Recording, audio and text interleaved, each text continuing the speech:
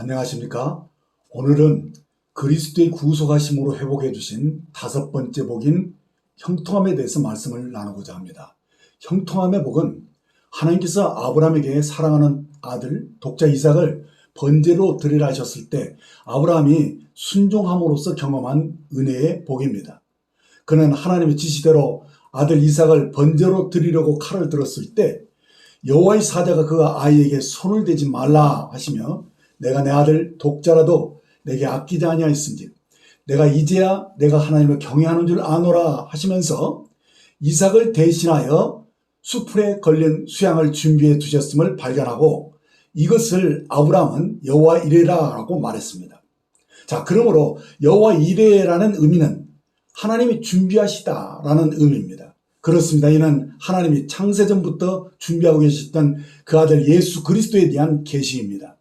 이 계시와 함께 하나님께서 아브라함에게 맹세하셨던 것은 내 아들 내 독자도 아끼지 아니하였은즉 내가 내게 큰 복을 주고 내 씨로 크게 번성하여 하늘의 별들과 같고 바닷가의 모래와 같게 하리니 내 씨가 내 대적의 성문을 차지하리라 하신 이 맹세입니다. 그러므로 이 맹세는 여호와 이레 하나님이 우리에게 필요한 모든 것을 준비하시라는 뜻으로서 특히 하나님은 땅의 모든 족속에게 복을 얻도록 해줄 아브라함의 후손들이 크게 번성하고 형통할 것을 맹세하셨던 것입니다. 그렇습니다. 우리 주 예수 그리스도께서는 우리를 대신하여 대승물로 돌아가셨을 때 우리는 그리스도로 인하여 모든 복을 상속받게 될 아브라함의 자손이 되었고 또한 아브라함을 통해서 땅의 모든 족속이 복을 받도록 하셨기 때문인 것입니다. 갈라디아서 3장 29절을 보면 너희가 그리스도의 것이면 곧 아브라함의 자손이요 약속대로 유업을 이을지 아니라 하셨고 또한 고린도후서 8장 9절을 보시면 우리 주 예수 그리스도의 은혜를 너희가 알거니와 부유하신 이로써 너희를 위하여 가난하게 되심은 그의 가난함으로 말미암아 너희를 부유하게 하려 하심이다라고 우리 믿는 우리가 그리스도의 가난케 되심으로 인하여서 우리가 부유하게 되는 이 형통의 복이 주어졌음을 말씀해 주고 있습니다. 그래서 오늘은 그리스도께서 되찾으신 부유함, 곧 형통함에 대해서 말씀을 드리는 것입니다. 하나님께서 아담과 하와를 동산에 두셨을 때는 그것은 모든 것이 풍부하게 준비된 물질적 풍요함의 낙원이었습니다. 그것의 환경과 생활 방식은 무엇 하나 부족함이 없는 평안하고 풍부하게 살도록 하나님께서 디자인하신 것이었습니다. 그러나 아담과 하와나 이 사탄의 거짓말에 속아서 하나님께서 금하신 선악을 알게 한 나무의 실과를 따먹고 불순종한 후로는 그 풍성한 에덴 동산에서 하나님과 더불어 살 수가 없게 되므로 그들이 추방을 당했던 것입니다. 이렇게 저들이 하나님의 임재에서 멀어지자 그들의 마음속에 들어온 주의 씨가 저들을 사로잡아 악한 자에게 속한 가인이 아벨을 쳐 죽이는 죽음을 가져왔음을 봅니다. 자, 이렇게 하나님을 떠난 사람의 마음속에 사탄이 들어와 악의 속성을 드러내기 시작한 것입니다. 가인의 후손들은 탐욕과 정욕 그리고 그 악의 속임수로 서로 싸우고 탈취하면서 인간 사이는 균형이 깨지고 점점 부패하게 되었습니다. 그래서 평화로워야 할 세상은 다툼과 전쟁 그 결과로 주어진 궁핍과 가난, 고통 등으로 나라와 계층 간의 갈등의 구조가 엉망이 되고 만 것입니다. 그래서 인생은 즐거움과 평안함 대신에 고뇌와 고통이 자리 잡고 행복은 불만과 원망과 시비로 뒤바뀌면서 몸의 건강은 질병으로 무너지고 풍성한 물질은 가난과 궁핍으로 피폐해지고 만 것입니다.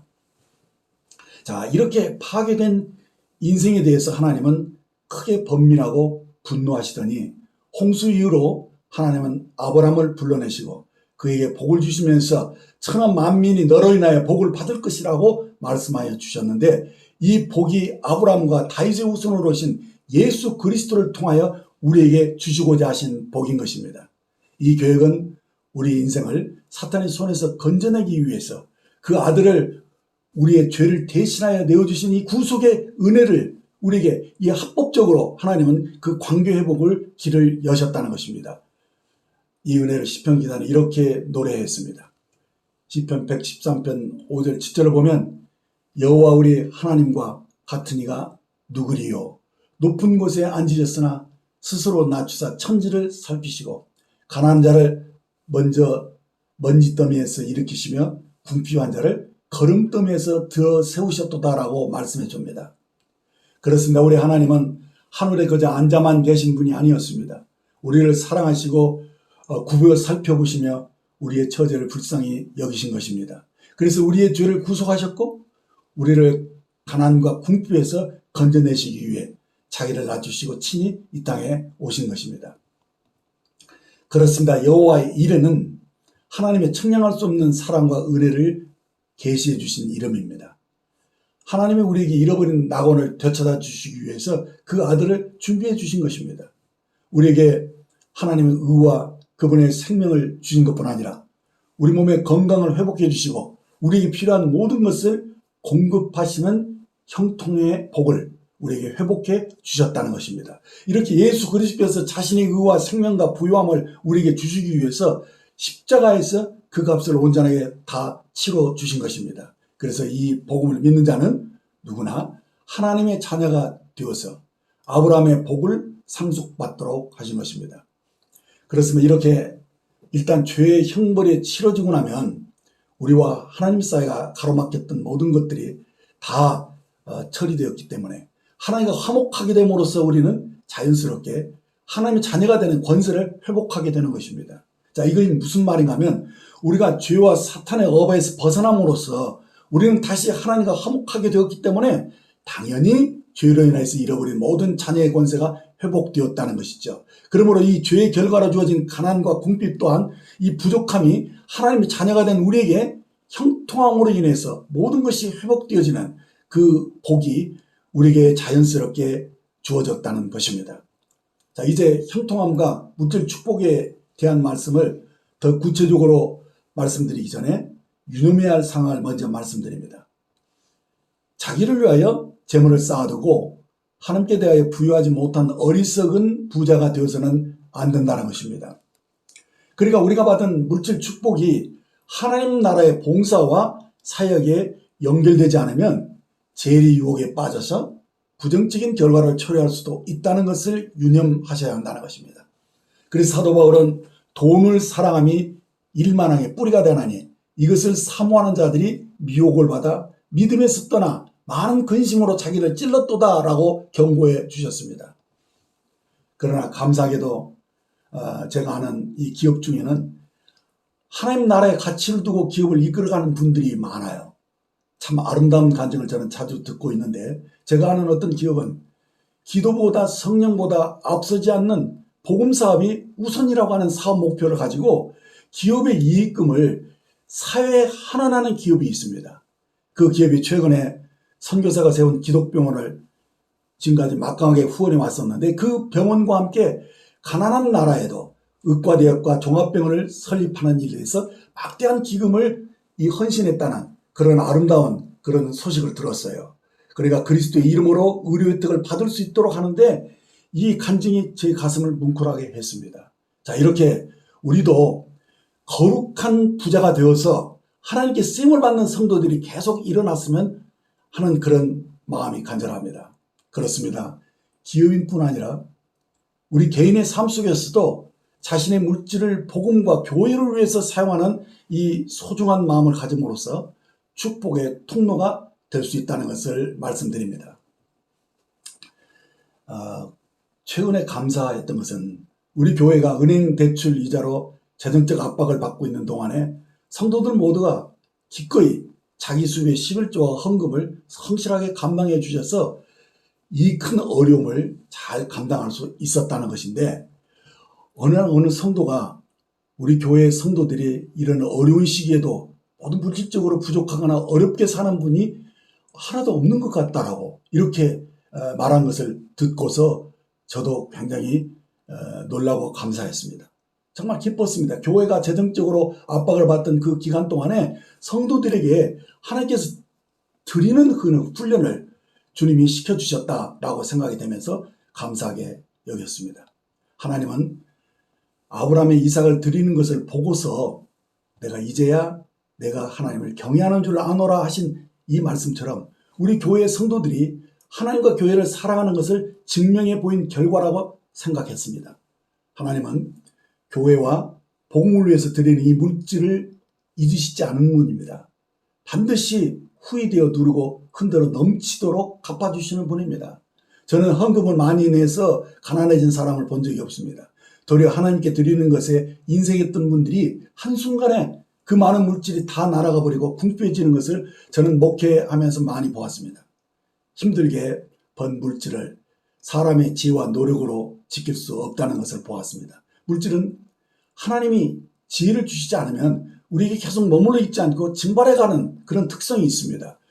그러나 11조와 헌금은 하나님께 성실히 드리게 되면 이 90%의 남은 금액도 하나님 것이라는 표시가 되기 때문에 하나님의 것을 하나님께서 안전하게 지켜주실 뿐 아니라 여러 갑절로 갚아주시는 것을 여러분도 경험하셨을 것이라고 봅니다.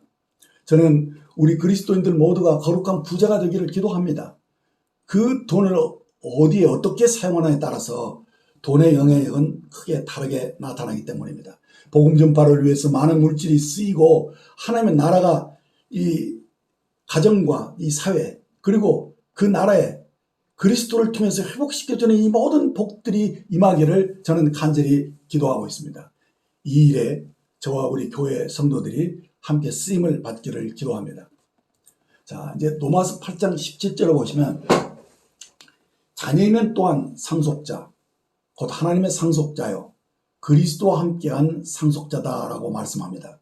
하나님은 하나님의 상속자인 자녀들이 영혼이 잘된과 같이 범사에 잘되고 강건하게 되는 것이 하나님의 뜻이고 물질적으로도 궁핍하지 않고 풍부하게 사는 것이 하나님의 뜻이라고 믿습니다. 물론 우리는 물질적인 축복에 대해서 균형 잡힌 성경적 관점을 가져야 된다고 봅니다. 우리가 믿지 않는 자들에게 복음을 전파하려면 당연히 도움을 받는 자가 아니라 도움을 주는 너그럽고 넉넉한 사람이 되어야 한다는 것입니다. 복음을 전하는 이 선한 사고를 하려면 그러니까 우리가 복음과 함께 저들을 도울 수 있는 물질이 필요하다는 사실입니다. 디모데전서 6장 17절 19절을 보시면 내가 이 세대에게 부한 자들을 명하여 마음을 높이지 말고 정함이 없는 재물에 소망을 두지 말고 오직 우리에게 모든 것을 후히 주사 누리게 하시는 하나님께 두며 선을 행하고 선한 사업을 많이 하고 나누어 주기를 좋아하며 너그러운 자가 되게 하라. 이것이 장래에 자기를 위하여 좋은 터를 쌓아 참된 생명을 취하는 것이니라라는 이 말씀을 보게 되면 우리 믿는 자들이 이렇게 그리스도를 위해서 또한 선한 사업을 계속 이렇게 하기를 원한다면 우리가 넉넉하게 모든 것을 가지고 나눠주는 그런 너그러운 사람이 되어야 한다는 것입니다. 우리가 복음을 전하는 이 선한 사업을 제대로 하신다면 먼저 섬기는 사람이 필요하다는 것이죠. 그러므로 우리가 이 물질 축복을 풍부하게 받고 이 물질을 아낌없이 선하게 사용하는 그런 균형 잡힌 의식을 가져야 한다는 것입니다. 그렇습니다. 우리는 이제 하나님과 화목하게 된 자로서 하나님과 화목하라라는 이 말씀을 맡은 자가 되었기 때문에 그러므로 하나님 주시는 이 풍부한 축복을 경험하고 누리는 것이 우리들이 있어야 되고 거기서 끝나지 않고 이제는 하나님의 계획을 수행하는 하나님의 동역자로 살아가시기를 원하는 것입니다. 우리 태평교회가 이런 거룩한 사명감으로 하나님의 축복을 풍성하게 누리고 그것을 또한 다른 사람들과 나눠주는 그런 풍성한 삶의 매가 맺혀지기를 바랍니다. 자, 그래서 성경은 이 세상의 모든 부는 아버지 하나님의 창조물이라고 말씀해 줍니다. 그러니까 이 지구에 주어진 모든 것은 불신자들이 탐욕으로 착취하도록 놔둔 것이 아니라 하나님의 자녀들이 아버지의 계획을 수행하는 일에 이 물질을 가치 있게 사용하도록 계획하셨다는 것입니다. 그래서 하나님은 우선 그의 자녀들에게 천하 만민이 복을 받을 수 있게 하시려고 아브라함에게 맹세한 복을 바로 그 자녀들에게 베풀어 주시는 것이 하나님의 뜻이라는 것을 성경이 말씀해 주고 있습니다. 잠언 3장 9절 10절을 보시면 내 재물과 내 소산물에 처음 익은 열매로 여호와를 공경하라. 그러면 내 창고가 가득히 차고 내 포도즙 틀에 새 포도즙이 넘치리라 라고 약속해 주신 것을 봅니다. 여기서 처음 익은 열매라는 것은 농부의 마음에 가장 애착이 가는 좋은 것을 가리킵니다. 자, 이것으로 하나님을 공경하라 하신 이유는 뭐냐? 하나님을 우선시하는 그런 믿음을 그런 가진 자들에게 하나님이 더 많은 물질을 주심으로써 이 풍성함을 다른 사람들과 너그럽게 나누기를 원하시기 때문인 것입니다. 열왕기상 17장을 보시면 수년 동안 비가 내리지 않아서 그 땅에 먹을 것이 없었던 이 궁핍한 상황에서 하나님은 엘리야를 사르밧에 사는 한 과부에게 보내셨는데, 그때 이 여인은 나뭇가지를 주어서 마지막 남은 한 움큼으로 그 가루로 아들을 위해서 떡을 만들어 먹고 그 후로 죽을 생각이었습니다. 자, 그런데 이런 상황에서 엘리야가 이런 말을 합니다. 두려워하지 말고 가서 내 말대로 하려니와 먼저 그것으로 나를 위하여 작은 떡 한 개를 만들어 내게로 가져오고 그 후에 너와 내 아들을 위하여 만들라라고 말한 것입니다. 자, 만일 여기서 이 말씀이 끝났다면 이건 너무도 이기적으로 보였던 것입니다. 그런데 이어지는 14절 말씀 보시면 이스라엘 하나님 여호와가 비를 지면에 내리는 날까지 그 통의 가루가 떨어지지 아니하고 그 병의 기름이 없어지지 아니하리라 하셨느니라 라는 이 말씀이 있었기 때문에 엘리야가 이 말씀을 의지해서 나로 먼저 떡을 만들어 달라고 이렇게 요구를 할 수 있었던 것이고, 그리고 그 과부도 이 말씀을 의지하여 먼저 하나님의 사랑을 공경할 수 있었다는 것입니다. 그래서 이 가뭄 중에도 그 통의 가루가 떨어지지 아니하고 그 병의 기름이 없어지지 아니하는 이 기적을 경험할 수 있었던 것입니다. 오늘날에도 이런 기적은 우리 삶 속에 똑같은 원칙으로 작동되고 있다고 믿습니다. 그래서 저는 담대하게 여러분들에게 하나님의 말씀을 가르치고 권할 수 있는 것입니다. 말라기 3장 10절을 보십시오. 만군의 여호와가 이르노라. 너희의 온전한 11조를 창고에 들여 나의 집에 양식이 있게 하고 그것으로 나를 시험하여 내가 하늘문을 열고 너에게 복을 쌓을 것이 없도록 붙지 아니하나 보라 하신 이 말씀을 보시면 이 말씀처럼 분명하고 확실한 약속은 드물다고 봅니다. 오죽했으면 나를 시험하여 복을 쌓을 것이 없도록 붙지 아니하나 보라라고까지 하나님이 시험해 보라까지 말씀하신 것입니다. 저는 이 말씀이 마태복음 6장 33절 말씀과 같은 맥락의 말씀이라고 봅니다. 그러므로 너희는 먼저 그의 나라와 그의 의를 구하라. 그리하면 이 모든 것을 너희에게 더하시리라 하신 이 말씀입니다. 우리가 자신의 육보다도 주님과 복음을 위해서 먼저 드리는 삶을 산다면 그 사람의 모든 필요를 주님이 책임져 주시겠다는 이 말씀, 우리 이 말씀 경험해야 합니다. 이 말씀을 경험한 사람은 틀림없이 시편 23편의 고백처럼 여호와는 나의 목자시니 내게 부족함이 없으리라라고 간증하고 이 풍성한 삶을 누릴 수 있다라고 믿습니다. 잠언 8장 17절, 18절과 21절을 보시면 나를 사랑하는 자들이 나의 사랑을 입으며 나를 간절히 찾는 자가 나를 만날 것이니라. 부귀가 내게 있고 장구한 재물과 공의도 그러하니라. 이는 나를 사랑하는 자가 재물을 얻어서 그 곳간에 채우게 하려 합니다라고 하신 이 말씀을 보십시오. 하나님은 하나님을 사랑하는 자들, 곧 하나님과 바른 관계 속에서 사는 자들에게 물질의 축복을 넘치게 주시겠다라고 말씀하시는 것입니다. 왜냐하면 이것을 통해서 하나님 영광을 받으시고 이 복음이 이 믿는 자를 통해서 전해지기 위한 것입니다. 그런데 이 놀라운 이 말씀은 잠언 10장 22절을 보면 여호와께서 주시는 복은 사람을 부하게 하고 근심을 겸하여 주지 아니하니라 하신 것입니다. 그렇습니다. 세상에서는 재물이 늘어나게 되면 근심도 함께 늘어난다고 말합니다. 그러나 하나님이 주시는 복은 부하게 하시되 근심을 겸하여 주지 않으신다라고 말씀하신 것입니다. 이것이 진정한 복이 아니겠습니까? 그러므로 저는 이 여러 말씀들을 이렇게 정리할 수 있다고 봅니다. 성경은 하나님께서 당신의 자녀들을 위해서 영적으로나 신체적으로만 축복하시는 것이 아니고 물질적으로도 넘치게 주신다는 것입니다. 그 이유는 그의 자녀들을 통해서 그의 아름다운 덕을 선전하게 하시려고 하나님은 우리가 무엇을 하든지 또 어디를 가든지 형통하게 하심으로 그 풍요로운 삶을 누리게 하신다는 것입니다. 그렇습니다. 성경은 우리가 구속받은 하나님의 자녀가 되었다라고 말씀하실 때 아담이 잃어버렸던 세상의 통치권을 되찾으셨다라고 말씀해 줍니다. 그러니까 천지와 만물을 주신 하나님은 우리가 구속받은 하나님의 자녀여 상속자로서 이 세상의 것들을 다스리도록 유인받은 하나님의 후사라는 것, 이 사실을 분명하게 우리에게 말씀해 주고 있다는 것입니다. 그러므로 우리가 하나님의 형통한 복을 받는 것이 하나님의 뜻이라는 것, 우리들 확실하게 굳게 믿을 수 있습니다.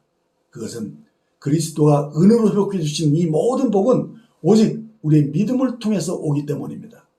여기에는 예외가 없는 것입니다. 우리가 그리스도의 구속을 통해서 우리가 죄사함을 받는 것이나 그리고 몸의 질병으로부터 자유롭게 되는 것, 이것 다 믿음으로만 가능한 것인데 이 형통한 이 복도 역시 이 물질 축복도 역시 믿음으로 받는다는 것입니다. 이 모든 것이 구속의 은혜 안에서 이미 포함된 것이기 때문에 이 모든 것들은 믿음으로 받아 누리는 것입니다. 자, 그러므로 우리가 진정으로 거듭난 하나님의 자녀가 되었다면 우리는 이미 사망에서 생명으로 옮겨진 하나님의 자녀로서 이미 형통한 사람이 되었고 동시에 더는 가난하게 살 이유가 전혀 없는 아브라함이 후손이 되었다는 것을 이제 믿음으로 선포할 수 있어야 합니다. 그렇습니다. 예수 그리스도께서 우리를 위해서 돌아가신 것을 확신하고 있다면 우리가 하나님의 자녀임을 이제 공개적으로 선언할 뿐 아니라 그의 죽음과 부활을 통해서 우리에게 주어진 이 축복들을 기대하면서 누리는 것이 이제 당당하게 이 우리의 믿음이 되어야 되고 이 믿음을 우리가 담대하게 표현할 수 있어야 합니다. 나는 구원의 확신을 가진 자로서 나는 이제 더는 가난하게 살지 않는다. 무엇을 하든지 어디에 있든지 나는 형통한 사람이 되었다라고 담대하게 선포할 수 있어야 합니다. 이것이 우리에게 필요한 믿음인 것입니다. 사탄은 계속 우리 것들을 도둑질하고 우리로 하나님의 약속의 의문을 가지게 하는 자입니다. 그래서 이 사탄은 할 수만 있으면 우리의 생각을 조종하고 지배하려고 하는 것입니다.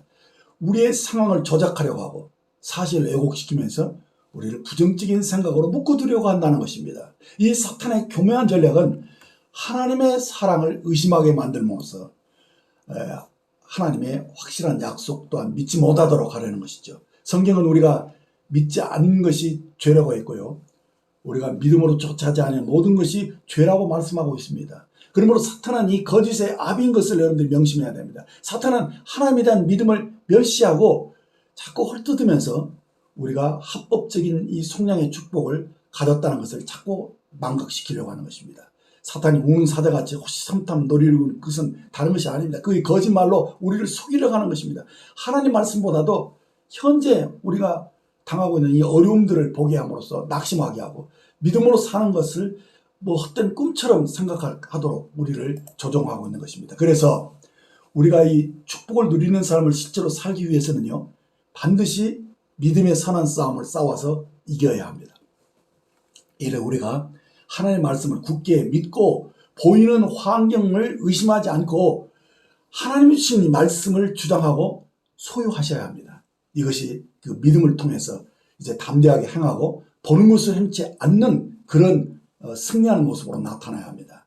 그리스도께서 구속의 죽음으로 우리 죄를 처리하셨고 그 결과로 우리가 건강하고 범사에 잘 뜨는 이 형통의 복을 받았다라고 여러분들이 기뻐하시면서 담대하게 사셔야 합니다. 보이는 것으로 위축되지 마십시오. 하나님의 자녀로서 하나님과 동행하며 말씀을 믿고 말씀대로 행하면 이 순종하면 많은 열매를 맺게 하실 것이라고 기대하셔도 좋습니다. 이것이 복을 받은 사람들의 자세인 것입니다. 그렇습니다. 믿음으로 사는 것은 마치 씨앗을 심는 것과 같다는 것입니다. 그래서 우리가 주는 것이 곧 심는 것입니다. 따라서 우리가 심으면 우리는 같은 종류의 추수를 거두게 되는 것이죠. 그래서 거둘 때는 앞에서 말씀드린 대로 100배, 60배, 30배도 거두게 되는 것입니다. 이것이 축복의 원칙인 것입니다. 우리가 하나님의 복음을 받아들일 때 하나님의 씨가 우리 안에 심어진 것입니다. 그 씨는 분명히 자라고 때가 되면 반드시 열매를 거두게 됩니다. 자, 그런 다음 그 씨를 이제 우리가 다른 사람의 삶 속에도 심는 자들이 되어서 하나님이 축복을 그들 안에서도 재생산할 수 있도록 하는 것, 그것을 하나님이 기대하신다는 것입니다. 우리가 믿음으로 심는 것은 농부가 수확할 것을 믿고 씨를 심는 것과 같다는 것입니다. 그래서 우리는 주는 자가 받는 자보다 복이 있다는 것을 확실히 알고 배우고 경험하셔야 합니다. 왜냐하면 주는 것은 심는 것이고 심은 것은 반드시 거두기 때문입니다. 그래서 믿음으로 사는 자들은 자연스럽게 주는 자의 삶을 산다는 것입니다.